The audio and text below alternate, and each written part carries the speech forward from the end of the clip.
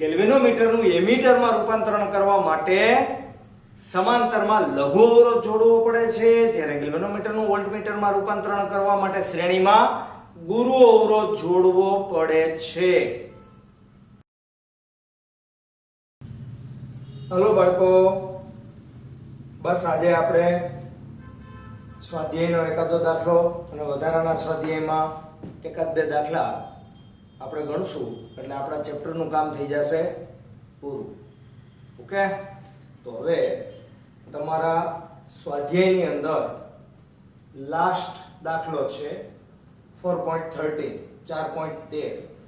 તો એ 4.13 ની રકમ પણ મોટી છે એટલે લખતો નથી, બરાબર, પણ જોઈ શકો છો તમે તમારી ટેક્સ્ટ બુકમાં ઉપરાંત સ્ક્રીન ઉપર.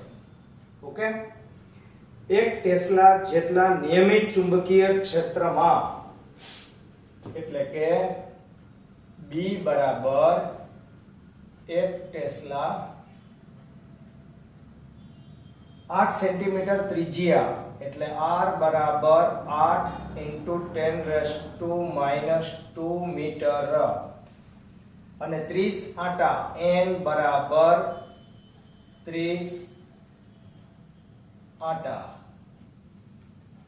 અને એમાંથી I બરાબર 6 એમ્પિયર વિદ્યુત પ્રવાહ પસાર થાય છે અને આ ક્ષેત્ર રેખાઓ ગૂંચળાના લંબ સાથે 60 ડિગ્રીનો ખૂણો બનાવે છે એટલે થીટા બરાબર 60 ડિગ્રી.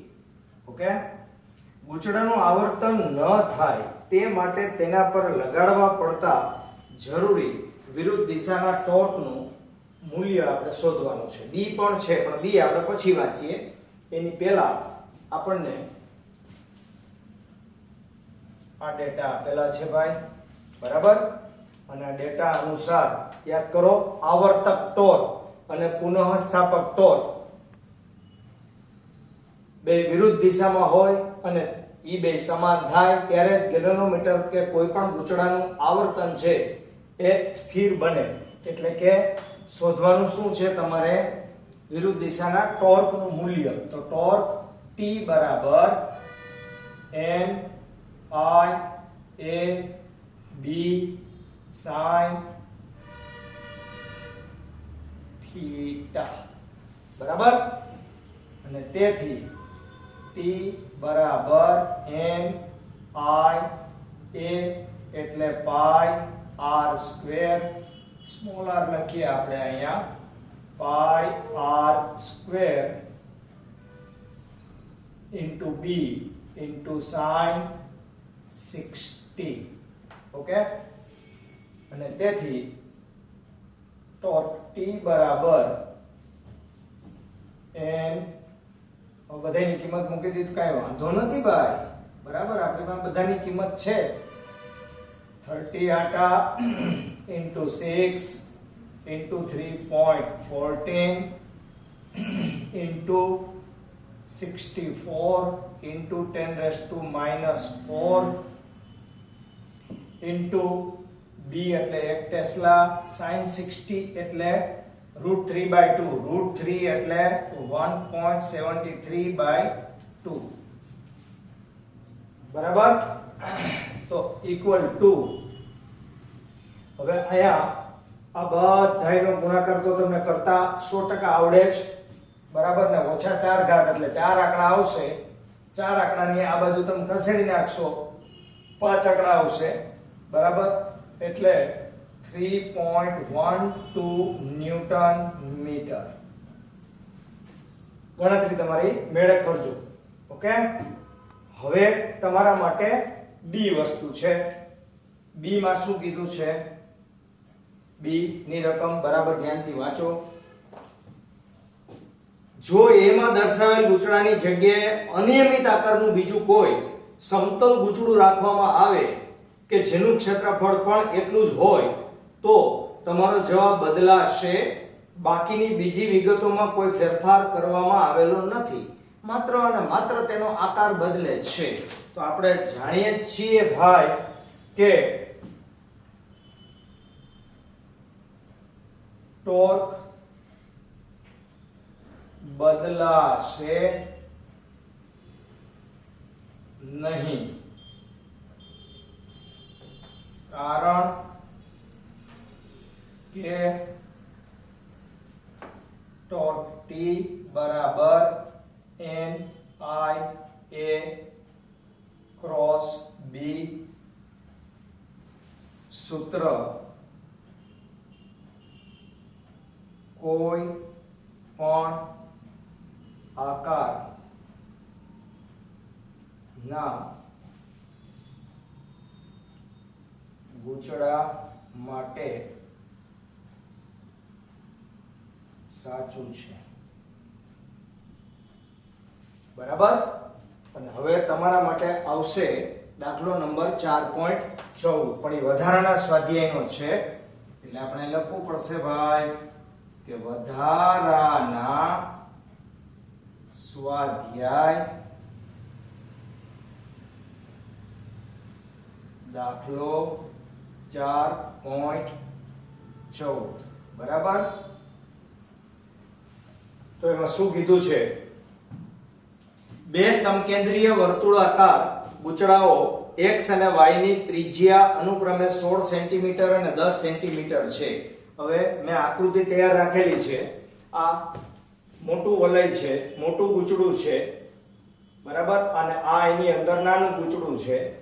આની જે ત્રિજ્યા અત્યારે આપેલી છે તમને, આ ત્રિજ્યા એને આપણે ry કહી અને ઓલી જે ત્રિજ્યા આપેલી છે એને rx કયો, કારણ કે વલયનું નામ આપણે x આપેલું છે, આનું નામ y આપેલું છે.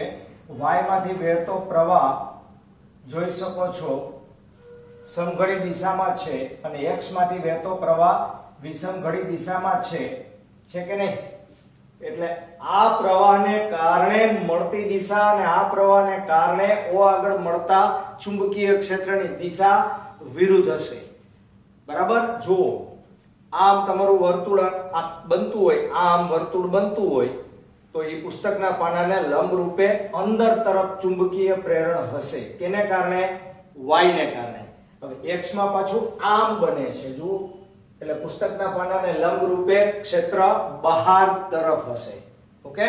તો આપણે શું કરવાનું એને પૂછ્યું છે શું? તો કે પૂછ્યું છે એ બેમાં આટા આપ્યા છે, બધું આપ્યું છે. પહેલા આપણે ડેટા લખી નાખીએ. ડેટા લખીએ એટલે આપણને ઓટોમેટિક છે ને ખબર પડશે ડેટા લખવાથી. બરાબર. ડેટા લખવાથી જ આપણને ખબર પડશે. એટલે સૌથી પહેલા ગૂંચળા x માટે, બરાબર, x માટે આટા કેટલા આપ્યા છે અંદર જુઓ. આટા ત્રિજ્યા બધું છે. એટલે પહેલા rx બરાબર 16 સેન્ટીમીટર બરાબર 16 into 10⁻² મીટર. બરાબર. પછી x માટે છે બધું, x ના 20 આંટા છે એટલે nx બરાબર 20 આંટા છે. બરાબર. અને તેમાંથી વહેતો પ્રવાહ 16 એમ્પિયર છે એટલે ix બરાબર 16 એમ્પિયર. ઓકે. હવે ગૂંચળા y માટેની વાત પછી આપણે કરવાની છે. એને બદલે આપણે કરી નાખશું પેલા આનું કેન્દ્ર ઉપર, એટલે કે x માંથી વહેતા પ્રવાહ ને લીધે કેન્દ્ર પર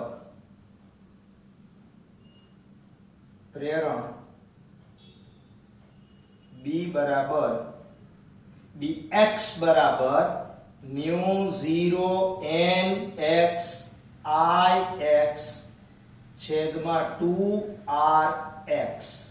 ઓકે. બસ હવે કિંમત મૂકવાની છે. તેથી bx બરાબર μ0 એટલે 4 પાઈ into 10⁻⁷ into nx એટલે પૂરા 20 into ix એટલે 16 છેદમાં 2 ગુણ્યા rx એટલે 16 into 10⁻². આ તો બહુ મજાની વસ્તુ થઈ ગઈ ભાઈ, બહુ મજાની વસ્તુ થઈ ગઈ. જુઓ 16 16 જાશે, જાય અહીંયા 2 અહીંયા 10 આવશે, અને જો અહીંયા 10 આવે તો શું થાય? ખાલી 4π વધશે, તો 4π એમનો ભલે રહ્યા. 4π into 10⁻⁻7 આ 10 એટલે -6 plus 2 એટલે -4 આટલા ટેસ્લા. આ તમારા માટે dx મળ્યું. હવે એવી જ રીતે કેને માટે આપણે લખશું ભાઈ? ગૂંચળા y માટે, ગૂંચળા y માટે ડેટામાં શું આપ્યું છે? 3 વસ્તુ આપણી પાસે હોવી જોઈએ. rx બરાબર એટલે કે એની ત્રિજ્યા 10 સેન્ટીમીટર આપી છે, એટલે 10 સેન્ટીમીટર નો મતલબ 10⁻⁻1 કરી નાખો એટલે શું થઈ જાય? મીટર. પછી એમાં આટાની સંખ્યા કેટલી આપેલી છે? ધ્યાનથી જુઓ. 25 આટા આપેલા છે ભાઈ, અને તેમાંથી વહેતો વિદ્યુત પ્રવાહ 18 એમ્પિયર છે. ઓલરાઈટ. અને x માંથી સમઘડી અને y માંથી સમઘડી અને x માંથી વિષમઘડી દિશામાં વિદ્યુત પ્રવાહ પસાર થાય છે. આ ગૂંચળા વડે તેમના કેન્દ્ર પાસે ઉદ્ભવતા પરિણામી ચોખ્ખા ચુંબકીય ક્ષેત્રની મૂલ્ય અને દિશા બે જણાવો. તો આપણે x ને કારણે કેન્દ્ર ઉપર કેટલું મળે એ મેળવી લીધું. હવે y ને કારણે આપણે મેળવવાનું બાકી. તો y ને કારણે આપણે મેળવીએ તો સૂત્ર એનું એક થશે: કેન્દ્ર પર ચુંબકીય પ્રેરણ By બરાબર μ0 ny Iy છેદમાં 2ry equal to 4π into 10⁻⁷ into આટાની સંખ્યા આ y છે એટલે અહીં બધી જગ્યાએ y આવશે. આપણાથી ભૂલમાં x લખાઈ ગયું છે ભાઈ, બરાબર. અને ny એટલે 25 આટા, Iy એટલે 18 એમ્પિયર છેદમાં બગડો ગુણ્યા 10⁻⁻1 equal to. હવે અહીંયા જોવો જોઈએ, અહીંયા આપણા છેદ બે ઉડે છે, આપણે ચેક કરી લઈએ. અહીંયા 9 દુ 18 ઉડશે મારા અંદાજ મુજબ, બરાબર. અને અહીંયા 25 4 100 થઈ જાય. જુઓ આ 100 થાય. 100 નો મતલબ શું થયો? 100 એટલે 10⁻² into 10⁻⁻7 into 9, કારણ કે 25 તો આના ભેગો આવી ગયો, અને ગુણાકારમાં 10⁻⁻1 ને બદલે +1 equal to શું થશે? આ -7 2 -5 1 -4 બરાબર, અને આ 9 આગળ એટલે 9π into 10⁻⁻4 ટેસ્લા. આ કોના બરાબર આવ્યું કયો? y ને કારણે કેન્દ્ર પર પ્રેરણ મળ્યું, બરાબર. આ x ને કારણે. હવે ધ્યાનથી બરાબર જો, કેનું પ્રેરણ વધારે છે? y નું પ્રેરણ વધારે છે કે x નું? તો કે y નું પ્રેરણ વધારે છે. હવે y ની દિશા ક્યાં? તો કે અત્યારે આપણે દિશા ખાસ દર્શાવવી પડશે ભાઈ, બરાબર. x ને લીધે O પર પ્રેરણ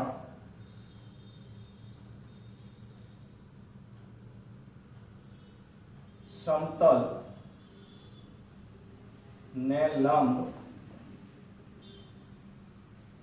બહાર તરફ તથા y ને લીધે O પર પ્રેરણ સમતલ ને લંબ અંદર તરફ છે, બરાબર. y ને લીધે ક્યાં છે? અંદર તરફ, અને x ને લીધે બહાર તરફ. તો હવે કોનું પ્રેરણ વધારે છે? y નું. તો y ની દિશાનું પ્રભુત્વ વધારે હોય, બરાબર. તો હવે આમાંથી આ બાદ કરીએ, પહેલા તો મૂલ્ય આપણે મેળવવું પડશે. તેથી o આગળ પરિણામી ચુંબકીય પ્રેરણ B બરાબર by ઓછા bx. દિશા તો બેની વિરુદ્ધ જ છે એટલે બાદબાકી કરવી પડે.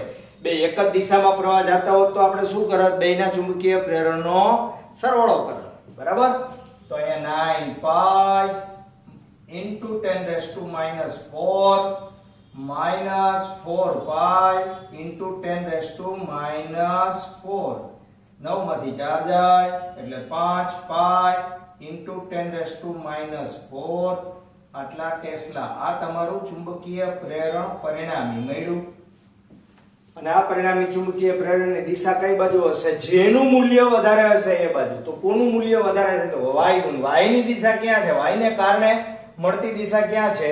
તો કે y ને કારણે મળતી દિશા અંદર તરફ છે. y ને કારણે મળતી દિશા અંદર તરફ છે. તેથી શું લખાય એક વાક્ય કે આ પ્રેરણ સમતલ ને લંબ અંદર તરફ હશે. ઓલરાઈટ.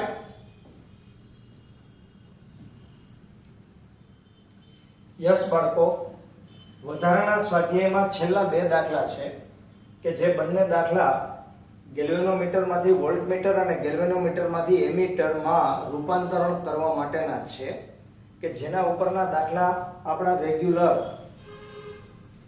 ઉદાહરણ કે સ્વાધ્યાયમાં નથી. તો તમને બધાને ખાસ એક વિનંતી અને સૂચના એટલી કે ખરેખર વધારાનું સ્વાધ્યાય તમારે ગણવાનું હોય અથવા વધારાનું સ્વાધ્યાયમાંથી પ્રમાણમાં દાખલા ઓછા પૂછાતા હોય, પણ આપણે એવા દાખલા હંમેશા કરવા કે જે દાખલા ઉદાહરણમાં અને સ્વાધ્યાયની અંદર ઉપયોગમાં ન આવેલા હોય. મતલબ કે સૂત્ર હોય પણ એ સૂત્રનો ઉપયોગ વાળા દાખલા ન મળે તમને, તો તમારે એવા દાખલા થોડાક પણ કરતા રહેવા. ઓકે, એકદમ સિમ્પલ છે, મેક્સિમમ 2 માર્કમાં પૂછાય એવા દાખલા છે. ગેલ્વેનોમીટરના ગૂંચળાનો અવરોધ 12 ઓહમ છે. ભાઈ, ગેલ્વેનોમીટરના ગૂંચળાના અવરોધને Rg કહેવાય, એટલે કે 12 ઓહમ છે. 3 મિલિએમ્પિયર વિદ્યુત પ્રવાહ માટે તે પૂર્ણ સ્કેલ આવર્તન દર્શાવે છે. એનો મતલબ કે તે વધુમાં વધુ 3 મિલિએમ્પિયર માપી શકે છે. જો એના કરતા વધારે વિદ્યુત પ્રવાહ તમે પસાર કરો તો ગેલ્વેનોમીટરનું ગૂંચળું 101% બળી જાય, બરાબર. તો આ વધુમાં વધુ પસાર થઈ શકતો પ્રવાહ એટલે પ્રવાહ ક્ષમતા. પ્રવાહ ક્ષમતા 3 મિલિએમ્પિયર નો મતલબ 3 × 10⁻³ એમ્પિયર. આ મીટરને 0 થી મેક્સિમમ 18 વોલ્ટ એટલે કે વોલ્ટેજ V બરાબર વધારેમાં વધારે 18 વોલ્ટમાં રૂપાંતરણ પામે અવધિ. તો વોલ્ટમીટરમાં કેવી રીતે તેનું રૂપાંતરણ તમે કરશો, બરાબર. તો એનો મતલબ એમ થયો કે વોલ્ટમીટર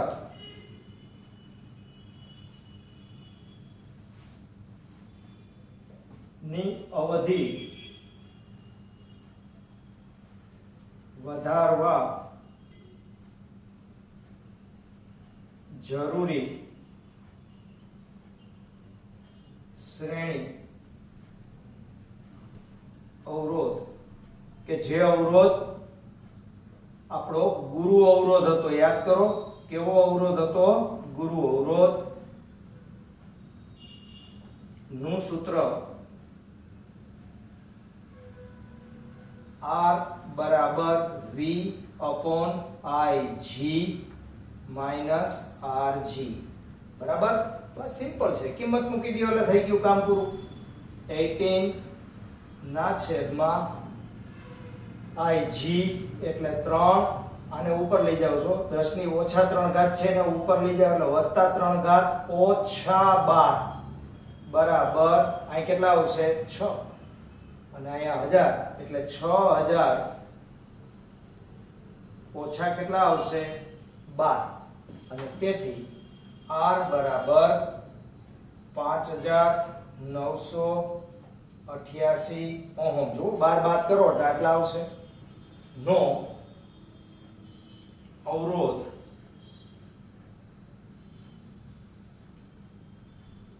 ગૂંચળા સાથે શું કરવું પડે?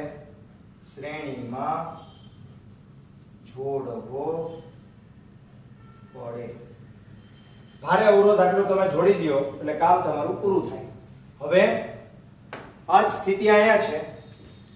ગેલ્વેનોમીટરના ગૂંચળાનો અવરોધ 15 ઓહમ આપેલો છે એટલે કે Rg બરાબર 15 ઓહમ છે. Ig બરાબર 4 into 10 raised to minus 3 ampere છે. અને એનું આપણે I બરાબર 6 એમ્પિયર માં રૂપાંતરણ કરવા શું કરશો? બરાબર? તો આ તમને ડેટા આપ્યા છે. તો એમીટર ની રેન્જ વધારવા માટે જરૂરી સમાંતર માં જોડવા પડતા લઘુ અવરોધ એટલે કે શન્ટ નું સૂત્ર તમને બધાને ખબર છે. RS શન્ટ છે, શન્ટનો અવરોધ બરાબર RG into IG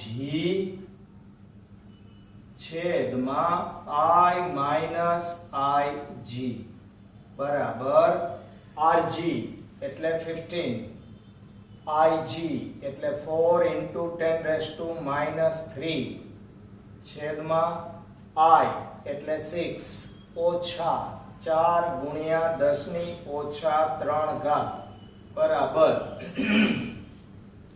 15 4 ઉપર થઈ જાય 60 બરોબર into 10 raised to minus 3 ના છેદમાં આમાંથી કોમન 10 raised to minus 3 ને તમે કોમન કાઢો.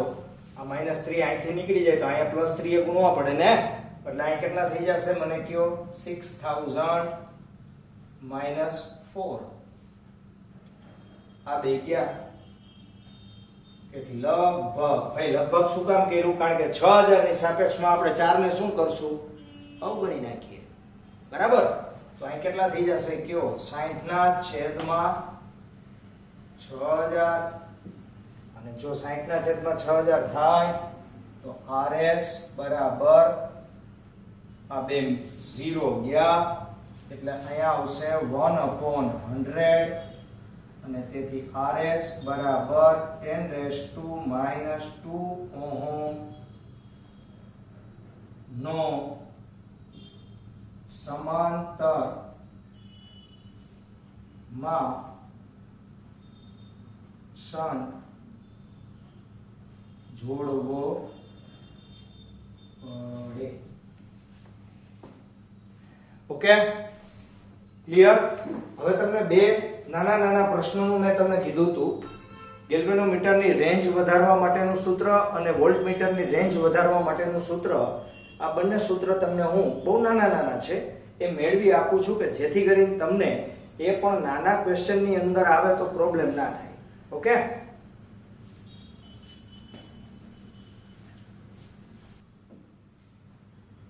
યસ બચેલો આરજી અવરોધ વાળા ગેલ્વેનોમીટરની પ્રવાહ ક્ષમતા કે તેની રેન્જ n ગણી કરવા માટેના જરૂરી શન્ટનું સૂત્ર મેળવો. એક્ચ્યુઅલી શન્ટનું સૂત્ર આપણી પાસે છે જ,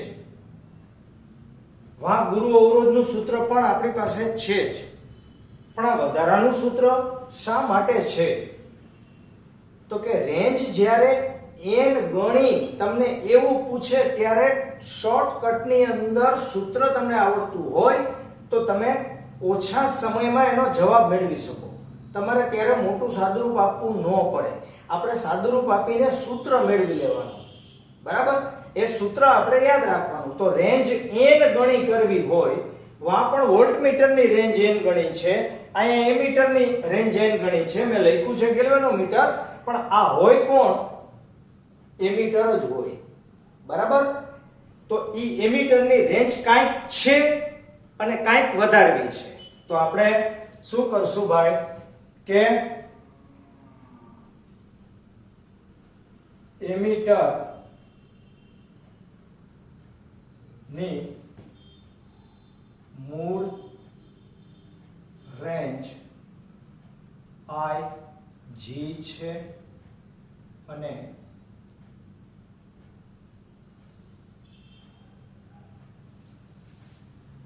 નવી રેન્જ n ગણી કરતા I મળે તો I બરાબર કેટલા IG લખાઈ ગયો તો મને NIG. ઓકે, તો હવે ઓરિજિનલી તમારા શન્ટનું સૂત્ર શું છે? તો કે RS બરાબર RG into IG છેદમાં I minus IG. બસ આમાં કિંમત મૂકી દો, equal to RG into IG ના છેદમાં NIG minus IG. બરાબર, આમાંથી શું કોમન નીકળી જશે?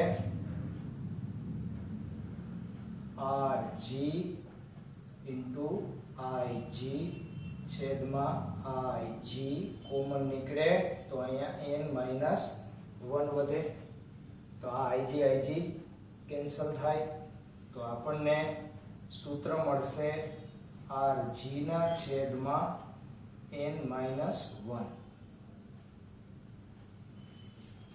રેડી? હવે તમને કોઈ કેમ કે 5 ગણી રેન્જ વધારવાની છે તો અહીંયા 5 મૂકી દેવાના.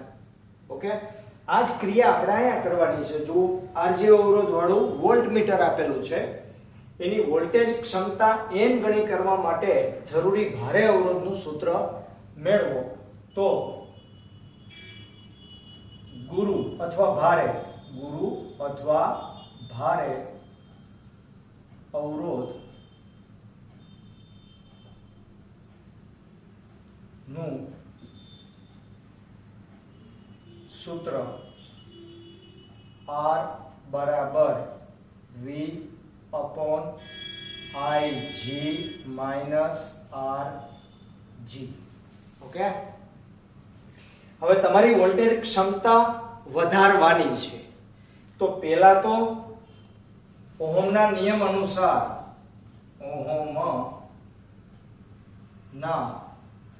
નિયમ મુજબ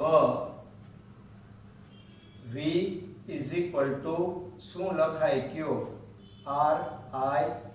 RIG. જ્યાં I એટલે તમારે નવી પ્રવાહ ક્ષમતા, એ નવી પ્રવાહ ક્ષમતા હોય તો જ નવી વોલ્ટેજ ક્ષમતા મળે. રાઈટ? એટલે હવે I ની જગ્યાએ તમે શું મૂકી દેશો કયો મને? NIG.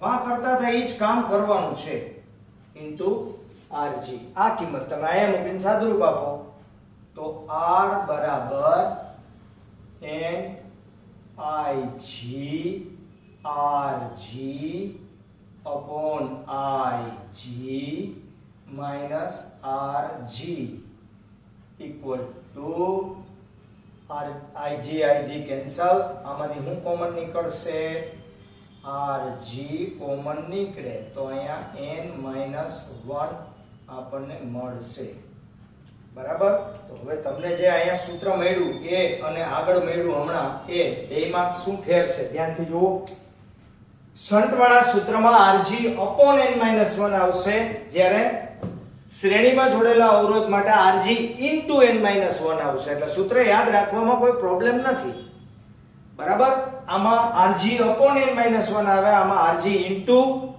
n - 1 આવશે હવે અહીંયા રેન્જ તમને એમ કે ભાઈ 10 ગણી વધારવી તો અહીંયા 10 મૂકી દો હા ગેલ્વેનોમીટર નો અવરોધ તો આપેલો જ હોય અહીંયા પણ ગેલ્વેનોમીટર નો અવરોધ તો ઓરિજિનલી તો હું કરેલો હોય તમને આપેલો જ હોય બાળકો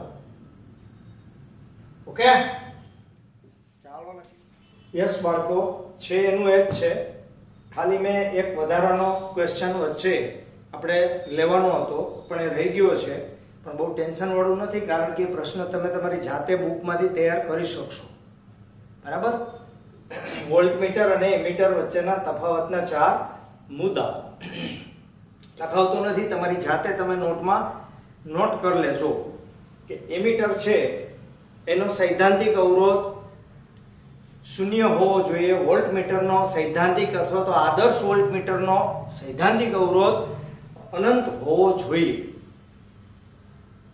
એમીટર છે એનો અવરોધ શક્ય તેટલો નાનો હોય તો જ તેમાંથી પૂરેપૂરો વિદ્યુત પ્રવાહ પસાર થાય એટલે ગેલ્વેનોમીટરનું એમીટરમાં રૂપાંતરણ કરવા માટે સમાંતરમાં લઘુ અવરોધ જોડવો પડે છે જ્યારે ગેલ્વેનોમીટરનું વોલ્ટમીટરમાં રૂપાંતરણ કરવા માટે શ્રેણીમાં ગુરુ અવરોધ જોડવો પડે છે ખ્યાલ આવે છે તો આ જેટલા મુદ્દા હું બોલ્યો છું એ મુદ્દા ઉપરાંતના મુદ્દા પણ આપણે ભણેલા છીએ તો એને માટેના બે સૂત્રો છે એ પણ તમે તફાવતમાં લખી શકો કે ગેલ્વેનોમીટરનું એમીટરમાં રૂપાંતરણ કરવા માટેના જરૂરી લઘુ અવરોધ શન્ટનું સૂત્ર આ છે અને તેના ગુરુ અવરોધનું સૂત્ર આ છે એવું પણ તમે કહી શકો બીજું એ પણ કહી શકો કે વિદ્યુત પ્રવાહની માપણી હંમેશા શ્રેણીમાં થાય જે ઘટકમાંથી વહેતો વિદ્યુત પ્રવાહ જોઈતો હોય તેને એમીટર સાથે શ્રેણીમાં જોડવો જોઈએ અને જે ઘટકના બંને છેડા વચ્ચેનો વિસ્થિતિમાનનો તફાવત માપવાનો હોય તેને વોલ્ટમીટર સાથે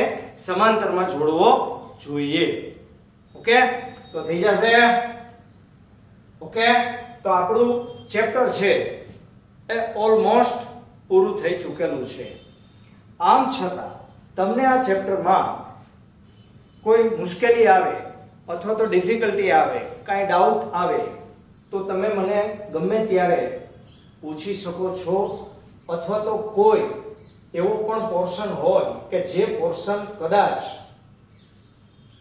તમારા મગજમાં તાત્કાલિક ન ઉતરે તો પણ મને પૂછી લેજો ઓકે તો નેક્સ્ટ આપણે ચેપ્ટર શરૂ કરવા જઈ રહ્યા છીએ આના પછીનું ચેપ્ટર આપણે શરૂ કરશું ઓલરાઈટ ક્લિયર જય શ્રી કૃષ્ણ